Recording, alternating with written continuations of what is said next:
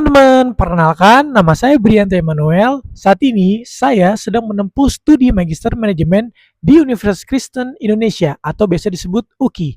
Khususnya mendalami mata kuliah Business Economics dan Business Management yang dibimbing langsung oleh dosen kami yang sangat kami hormati, Bapak Roy Sembel. Pada kesempatan kali ini, saya ingin mengajak teman-teman semua untuk membahas sebuah topik yang sangat dekat dengan kehidupan sehari-hari.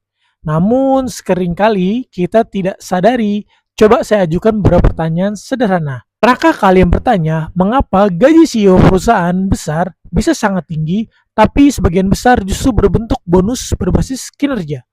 Mengapa seorang manajer tidak dibayar dengan gaji tetap yang besar saja? Dan mengapa saat kita menggunakan asuransi kesehatan, kita tetap harus membayar sebagian biaya sendiri yang disebut deductible atau co-payment?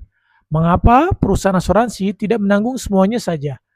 Pertanyaan-pertanyaan ini bukan kebetulan dan jawabannya bukan sekedar kebijakan perusahaan semata. Semua ini adalah hasil dari perancangan kontrak ekonomi yang sangat kompleks. Dan disinilah kita masuk ke topik utama kita hari ini, Nobel Ekonomi 2016. Pada tahun 2016, hadiah Nobel Ekonomi diberikan kepada dua ekonom luar biasa, yaitu Oliver Hart, profesor dari Harvard University, dan Bengt Holmstrom, profesor dari MIT. Mereka dianugerahi Nobel karena kontribusi fundamental mereka dalam mengembangkan teori kontrak, menjawab satu pernyataan besar dalam ekonomi dan manajemen. Bagaimana cara merancang kesepakatan yang adil, efisien, dan berkelanjutan ketika setiap pihak memiliki kepentingan informasi dan tujuan yang berbeda-beda. Apa itu teori kontrak? Sebelum masuk lebih jauh, mari kita pahami dulu secara sederhana. Kontrak bukan hanya dokumen hukum yang tebal dan penuh pasal. Dalam ekonomi, kontrak adalah kesepakatan kerja, perjanjian utang piutang, polis asuransi, kontrak kerja karyawan, kesepakatan antar pemerintah dan swasta, bahkan aturan dalam konstitusi negara. Intinya, kontrak adalah alat untuk mengatur kerjasama manusia. Masalahnya adalah manusia itu tidak selalu jujur. Manusia punya kepentingan sendiri-sendiri. Informasi tidak pernah sempurna. Disinilah teori kontrak menjadi sangat penting. Bagian pertama, kontribusi Bengt Holmstrom. Kita mulai dari kontribusi Bengt Holmstrom. Banyak membahas masalah yang disebut principal agent problem. Bayangkan situasi sederhana berikut. Kamu adalah pemilik perusahaan prinsipal, namun kamu tidak menjalankan perusahaan itu sendiri. Kamu menyewa manajer profesional untuk mengelolanya. Masalahnya adalah kamu tidak bisa mengawasi manajer tersebut 24 jam. Kamu tidak tahu apakah dia bekerja keras atau tidak. Kamu hanya melihat hasil akhirnya saja. Ini disebut asymmetric information, informasi yang tidak seimbang. Untuk mengatasi masalah ini, Holmstrom memperkenalkan konsep yang sangat terkenal, yaitu informative principle. Prinsip ini menyatakan setiap informasi yang relevan untuk menilai kinerja agen seharusnya digunakan dalam menentukan insentif atau kompensasi. Artinya, bonus atau gaji tidak boleh diberikan secara asal, tetapi harus dikaitkan dengan indikator yang benar-benar mencerminkan usaha individu tersebut. Contohnya, jika perusahaan untung besar karena ekonomi global sedang bagus, harga komoditas sedang naik, nilai tukar menguntungkan, maka manajer tidak sepenuhnya layak mendapatkan bonus besar. Namun, jika perusahaan tetap untung saat ekonomi krisis, saat pesaing berguguran, saat kondisi pasar sangat sulit, nah, itu baru prestasi manajerial yang nyata. Multitasking problem Holmstrom juga membahas masalah multitasking. Contoh paling mudah adalah di dunia pendidikan. Jika seseorang guru hanya dinilai dari nilai ujian murid dan diberi bonus berdasarkan itu saja, apa yang akan terjadi? Guru akan fokus menghafal soal, mengabaikan kreativitas, mengabaikan karakter dan etika. Ini disebut distorsi insentif. Pelajaran pentingnya adalah kontrak dan insentif yang buruk justru bisa merusak tujuan utama organisasi. Bagian kedua, kontribusi Oliver Hart.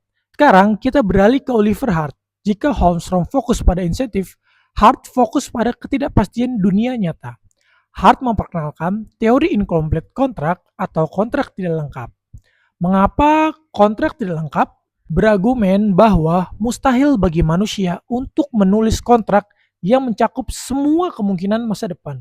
Bayangkan saja, pandemi COVID-19, perkembangan AI, krisis keuangan global, perubahan regulasi mendadak. Semua ini tidak bisa diprediksi sepenuhnya. Akibatnya, banyak situasi tidak diatur dalam kontrak. Muncul konflik kepentingan, kontrol risk atau hak pengendalian. Solusi hard adalah fokus pada pengendalian. Pertanyaannya menjadi, jika terjadi sesuatu yang tidak tertulis dalam kontrak, siapa yang berhak mengambil keputusan? Apakah pemilik modal, manajer, pemerintah, swasta? Hak pengendalian ini sangat menentukan arah organisasi. Privatisasi atau layanan publik. Teori hard sangat berpengaruh dalam debat privatisasi. Contohnya, rumah sakit, penjara, transportasi publik. Hard berargumen bahwa swasta cenderung efisien dalam biaya, tapi bisa mengorbankan kualitas layanan karena kualitas sering sulit ditulis dalam kontrak.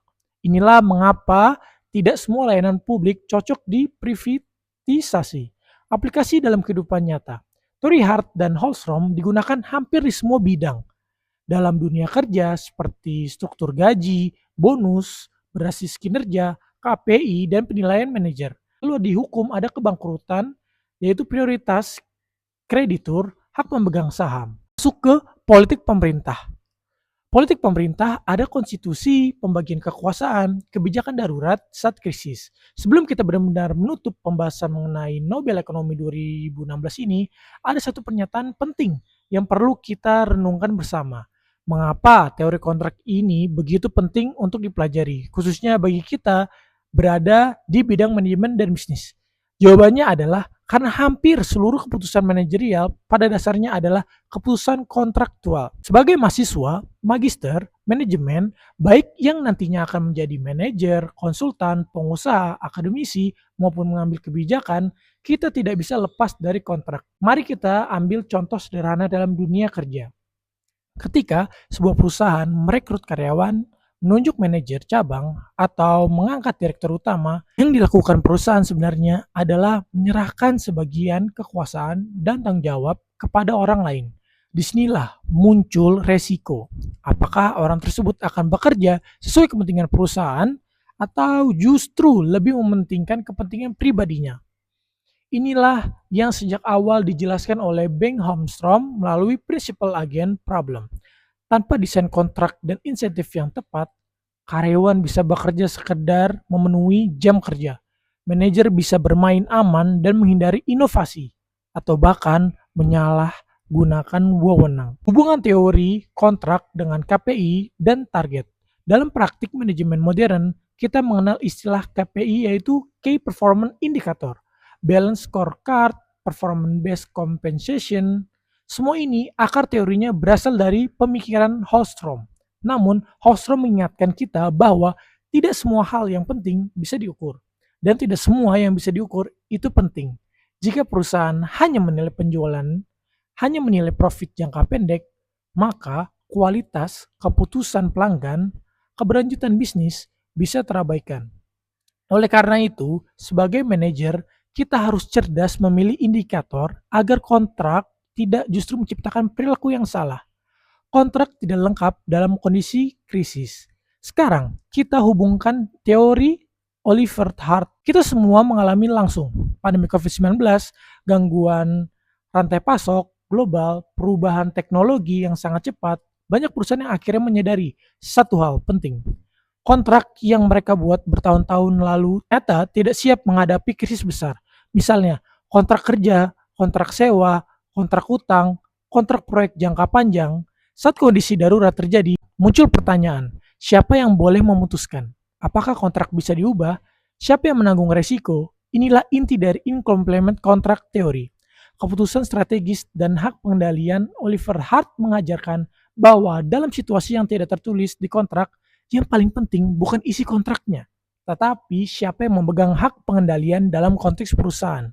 Pemilik saham mayoritas, dewan komisaris, direksi, kreditor, semua memiliki kepentingan berbeda-beda. Itulah sebabnya struktur kepemilikan perusahaan, corporate governance, dan pembagian wewenang menjadi sangat krusial dalam manajemen modern. Relevansi bagi Indonesia. Jika kita tarik ke konteks Indonesia, Teori Hart dan Holmstrom sangat relevan. Misalnya dalam pengelolaan BUMN, kerjasama pemerintah dan swasta, BPJS Kesehatan, proyek infrastruktur nasional, banyak kebijakan publik menghadapi dilema efisiensi versus kualitas, keuntungan versus pelayanan, fleksibilitas versus kepastian hukum. Dan semua dilema itu pada dasarnya adalah masalah kontrak. Nilai akademik bagi mahasiswa magister manajemen. Bagi kita sebagai mahasiswa magister manajemen UKI, mempelajari teori kontrak memberi kita kerangka berpikir yang lebih matang, yaitu tidak melihat masalah bisnis secara hitam atau putih, memahami bahwa konflik kepentingan itu alami, menyadari bahwa desain sistem lebih penting daripada sekedar niat baik. Teori ini melatih kita untuk berpikir strategis, berpikir jangka panjang, dan memahami perilaku manusia dalam organisasi. Dengan memahami pemikiran Oliver Hart dan Holmstrom, kita menjadi lebih sadar bahwa keberhasilan organisasi bukan hanya ditentukan oleh orang-orang hebat, tetapi oleh aturan main yang dirancang tepat, dan aturan main itulah yang kita sebut kontrak. Kesimpulannya, sebagai penutup, Oliver Hart, Ben Holmstrom mengajarkan kita bahwa ekonomi bukan hanya sekedar angka, grafik, dan pasar saham, tetapi tentang bagaimana manusia bekerja sama melalui kesepakatan yang dirancang dengan cerdas. Tanpa teori kontrak, dunia bisnis penuh dengan konflik, tidak efisien, kepercayaan runtuh. Teori mereka membuat dunia lebih detail, lebih adil, lebih efisien, lebih berkelanjutan. Terima kasih teman-teman yang sudah meluangkan waktu untuk menonton dan menyimak penjelasan mengenai Nobel Ekonomi 2016 ini. Saya mohon maaf apabila dalam penyampaian terdapat kekurangan, baik dari segi kata maupun pengucapan. Semoga apa yang saya sampaikan dapat memberikan manfaat dan wawasan baru bagi kita semua. Terima kasih banyak, sampai jumpa di kesempatan berikutnya. Magister Manajemen UKI, unggul!